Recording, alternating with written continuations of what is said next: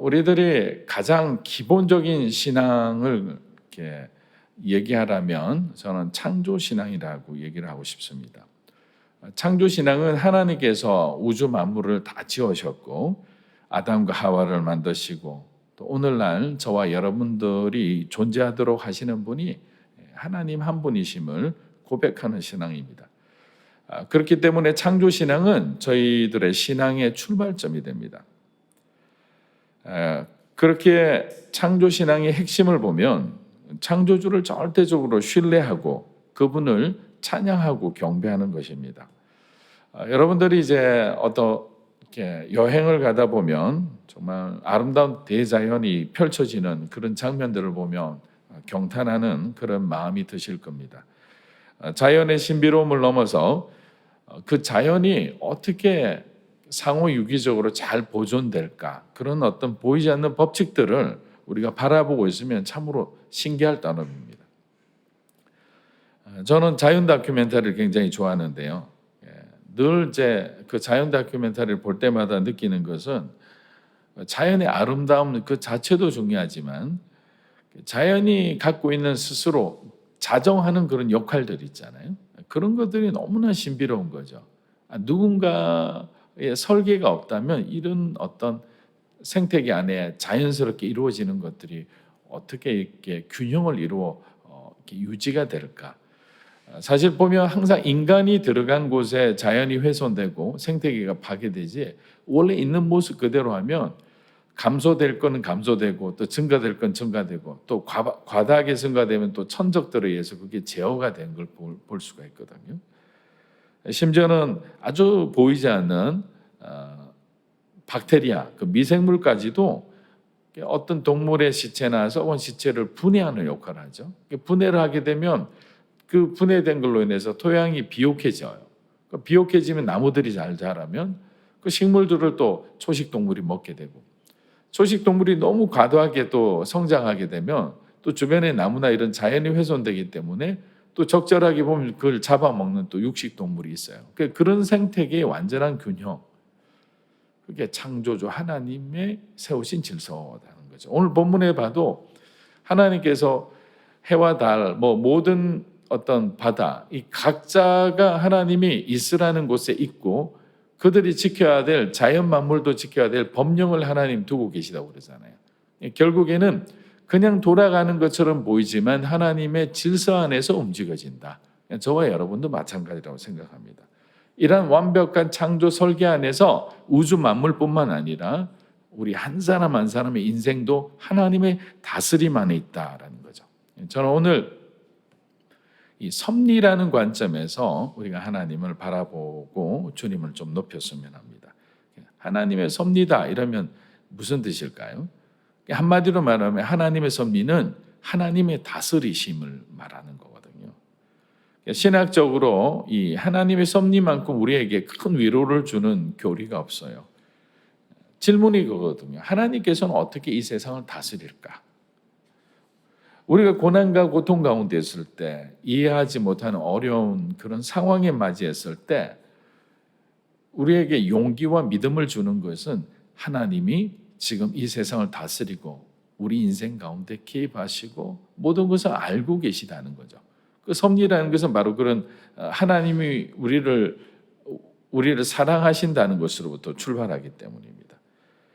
그리고 섭리를 우리가 이렇게 공부하면 공부할수록 느끼는 것은 하나님의 다스리는 영역은 오늘 이 시편에도 나와 있지만 제한이 없으시구나, 차별이 없구나, 이걸 다 아는 거죠.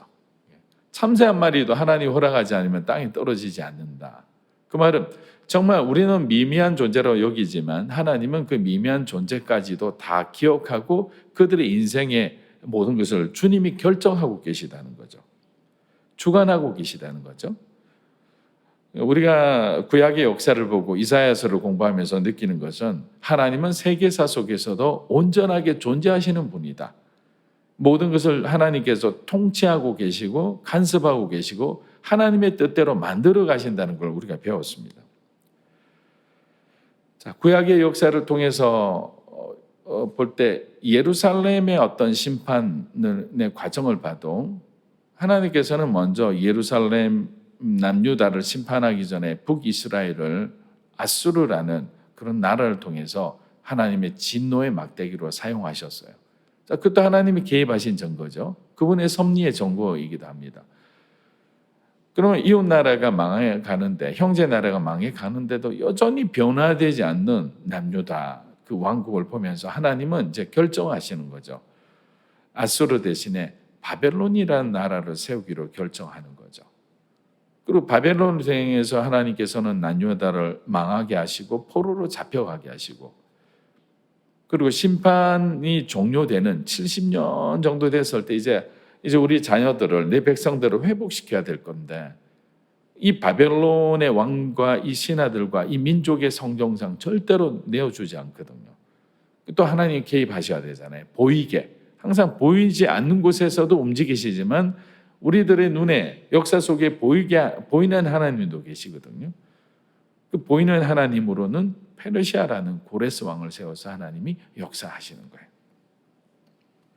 그리고 스룹바벨이라는 사람을 하나님이 세우셔서 처음으로 귀환하는 이스라엘 사람들을 이렇게 지도자로 세우신 거죠. 자, 그러면 저와 여러분의 삶에 지금 한번 적용을 해보는 거죠. 이스라엘 백성들은 페르시아 고레스 왕이 그런 역할을 할지 몰랐어요. 자기들 안에서 똑똑하고 그래도 신앙 좋은 저 스룹바벨이 자기들을 귀환하는 데 있어서 총독의 역할을 할지 아무도 몰랐죠. 그리고 70년이란 시간 자체도 하나님의 시간이었지, 바벨론에 있던 그 남은 자들에게는 그들의 시간이 아니었거든요. 이것을 통해 무엇을 알 수 있냐? 하나님께서는 이미 우리 주변에 일을 하고 계시는 거예요. 그런데 우리만 모르는 거죠. 그냥 그날이 됐을 때 깨달았을 뿐이에요. 그래서 항상 우리가 어떤 일이 일어났을 때는 되돌아보는 게 중요한 거죠. 하나님께서는 이래서 내가 그분을 만나겠고 그 얘기를 내게 하나님이 듣게 하셨구나. 왜냐하면 내가 그분의 얘기를 만약에 듣지 않았다면 순종하기 힘들었을 건데, 하나님께서는 결국 주의 종으로 나를 만들어가는 과정에서 이런 시간들을 허락하고 이런 만남들을 허락하셨구나라고 다 기억이 나는 거죠. 스룹바벨이라는 저 사람을 평소 때 지켜봤을 때 굉장히 어이롭고 신앙심이 투철해서 언젠가 하나님이 쓰시겠다 했는데, 이 사람을 결국 우리 민족이 하나님의 은혜를 받아서 이제 우리 고향으로 돌아가는 지도자로 세우는데 그를 저렇게 훈련시켰구나. 그의 청소년과 청년의 시기가 굉장히 힘들고 어렵고 가난했고 참 힘들게 살더니 하나님께서는 오히려 많은 사람들을 품어낼 수 있는 그런 믿음의 사람으로 키우기 위해서 그런 고난을 허락하셨구나. 하지만 이렇게까지 하나님이 위대하게 사용할 줄은 몰랐던 거죠. 이곳에 계신 여러분들 각자의 삶에도 하나님께서 계획하시고 있는 것들이 있고 이미 지금도 주변에 일하고 계시는 것들이 있어요. 우리 생각과 우리의 성품과 우리의 환경과 우리의 어떤 만남, 이 모든 걸 하나님 다루고 계시거든요.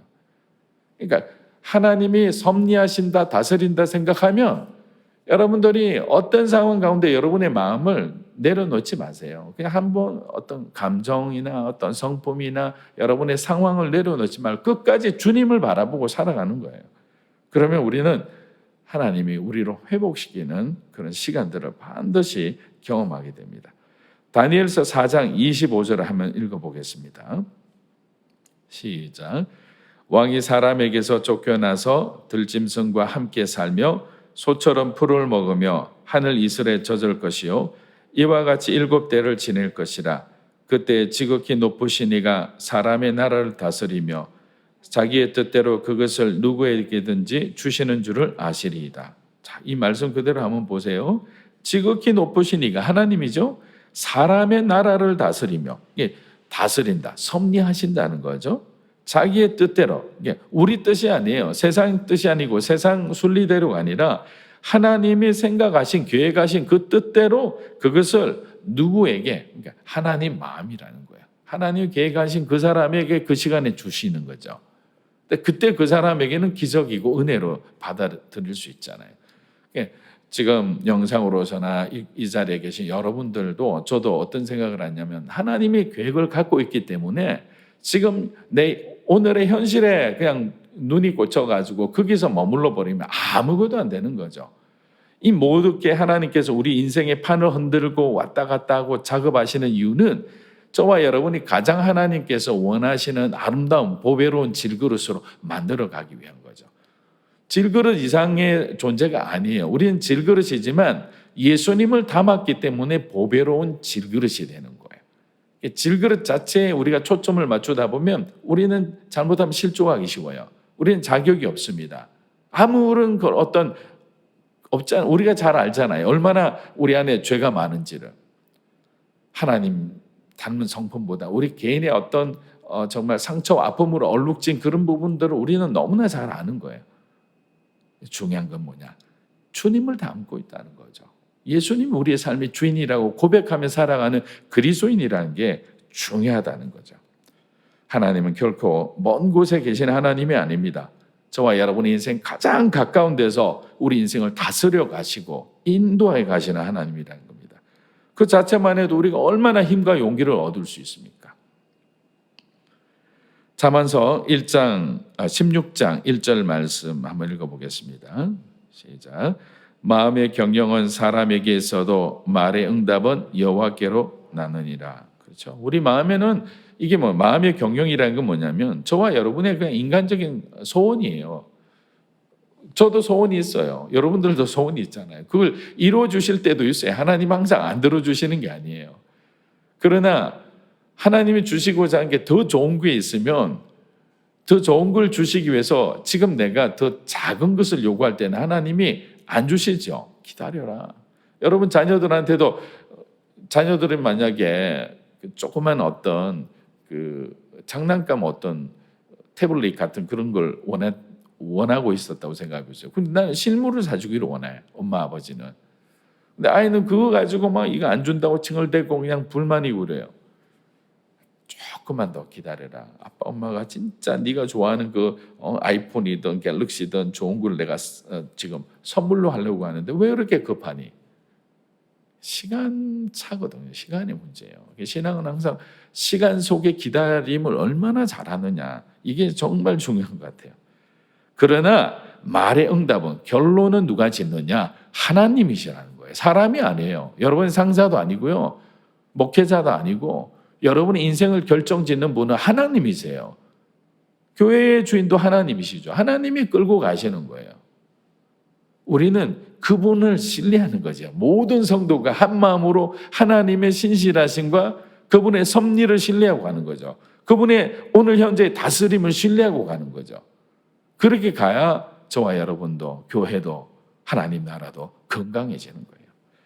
자, 사무엘상 2장 6절에서 8절. 이거는 하나님의 섭리 다스림에 대해서 굉장히 잘 설명해 놓은 구절이거든요. 한번 읽어보겠습니다. 시작. 여호와는 죽이기도 하시고 살리기도 하시며 스올에 내리게도 하시고 올리기도 하시는도다. 여호와는 가난하게도 하시고 부하게도 하시며 낮추기도 하시고 높이기도 하시는도다. 가난한 자를 진토에서 일으키시며 빈핍한 자를 거름더미에서 드사 귀족들과 함께 앉게 하시며 영광의 위를 차지하게 하시는도다. 땅의 기둥들은 여호와의 것이라 여호와께서 세계를 그 위에 세우셨도다. 아멘. 여러분 나중에 이거 딱 적어놓고 한 10번씩 외워보세요. 읽어보세요. 얼마나 위로가 됩니까? 죽이기도 하고 살리기도 하고 스월은 음부잖아요. 저 밑바닥까지 지하 한 100m까지 그냥 내리기도 하시고 그러다가 그냥 포기하고 그냥 뻗어가지고 이렇게 엘리야처럼 나 죽여주세요 하면 다시 하나님이 그냥 따뜻한 손으로 딱 잡아서 쫙 올려주시고 이 에스컬레이팅 하는 이거를 이해는 못하지만 하나님은 하나님 방법이 계시는 거예요. 한 사람 한 사람마다. 그래서 어떤 사람은 이 도리깨 같은 걸로 이렇게 해가지고 이 나달할 때 곡식할 때 이렇게 틀잖아요. 또 어떤 데는 어떠냐 막 갈아가지고 막 그냥 가루를 내잖아요. 이게 사람에 따라 틀려요. 누구는 더 이렇게 사랑하고 누구는 덜 사랑하고 이게 아니고 하나님의 방법이니까 그걸 우리가 어떻게 해요? 그냥 맡기는 거죠. 주님 마음대로 하십시오. 제가 할 수 있는 게 아니고 하나님은 그렇게 대신에 무엇을 신뢰하느냐? 그분의 신실하심, 자비로우심, 선하심을 신뢰하는 거죠. 저는 그래서 짧은 시간이지만 이렇게 해외 가서 공부할 때 이 단어가 너무 좋았어요. goodness of God이라고. 하나님의 선하심. 그 단어를 목사님들이 와서 영어로 하니까 막 그런 얘기를 들으면 하나님의 선하심이라는 단어를 들으면 그렇게 눈물이 났어요. 왜냐하면 그때 너무나 힘든 어떤 시간들을 통과하고 있었기 때문에. 광야의 10년이라는 게 말이 그렇지 굉장히 혹독한 시간도 있었거든요. 근데 하나님은 선하시구나. 저는 여러분들이 하나님의 선하심을 끝까지 신뢰하게 되기를 주의 이름으로 축복합니다. 하나님은 선하세요. 그러니까 그 선함 안에 모든 것이 다 들어있는 거죠. 그리고 전도서 7장 13절 14절 여러분 잘 아는 구절 한번 읽어보겠습니다. 시작. 하나님께서 행하시는 일을 보라. 하나님께서 굳게 하신 것을 누가 굳게 하겠느냐. 형통한 날에는 기뻐하고 공고한 날에는 되돌아보아라. 이 두 가지를 하나님이 병행하게 하사 사람이 그의 장래일을 능히 헤아려 알지 못하게 하셨느니라. 결론을 내주시는 것 같잖아요. 하나님의 다스림을 이렇게 정확하게 다시 한번 정의해 주는 거죠. 우리에게 형통한 날도 주시고 공고한 날도 주시는구나. 두 가지를 하나님이 함께 주시는구나. 형통한 날은 마음껏 기뻐하고 내 삶에 공감이 왔을 때는 나를 되돌아보고 그냥 되돌아보는 게 아니고 그리스도 안에서 우리를 되돌아보는 시간이에요. 그러다 보면 하나님께서 좋은 메시지를 주세요. 위로해 주세요. 착하고 충성된 종아라고 칭찬해 주세요.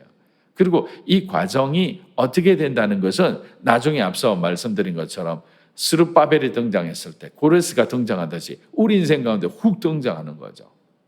저도 우리 여러분들 놓고 매일 기도하잖아요. 새벽마다 기도하니까 한 분 한 분의 변화와 한 분 한 분을 향한 그 계획들이 여러분들이 모르는 제게만 주는 그런 생각들도 떠오르는 것들이 있거든요. 때가 되면 또 나누는 거죠. 자매님, 형제님, 집사님 혹시 이렇게 기도해 보셨어요? 요즘 저한테 이런 마음을 주시는데 좀 더 기도해 보세요. 무르익으면 얘기가 되는 거죠. 근데 여러분들은 모르잖아요. 하나님의 다스림이라는 건 신묘막측한 거예요. 이미 지금도 일하고 계세요. 여러분 주변에서. 여러분 신뢰하십니까? 아멘이 약해요. 신뢰하십니까? 아멘. 하나님 그런 좋으신 분이에요. 그런 분을 끝까지 신뢰하면 결국에는 가장 선한 길로 저와 여러분을 인정하죠. 인도하시죠. 그래서 오늘 시편 한 가지 더 할게요. 그래서 미국의 무디 신학교가 굉장히 유명하잖아요. 시카고에. 저도 가봤는데 그 채플룸에 보면 이런 글귀가 딱 있다고 그래요. 신학생들한테 주는 말씀인데 그 글귀 하나 정할 때 얼마나 신중하겠어요. 여러분이여 안심하라. 우리의 삶의 주인은 하나님이시다. 이게 막 확증하게 오잖아요. 여러분 한번 따라해 보세요. 여러분이 안심하라. 여러분이 안심하라. 우리의 삶의 주인은 하나님이시다. 우리의 삶의 주인은 하나님이시다.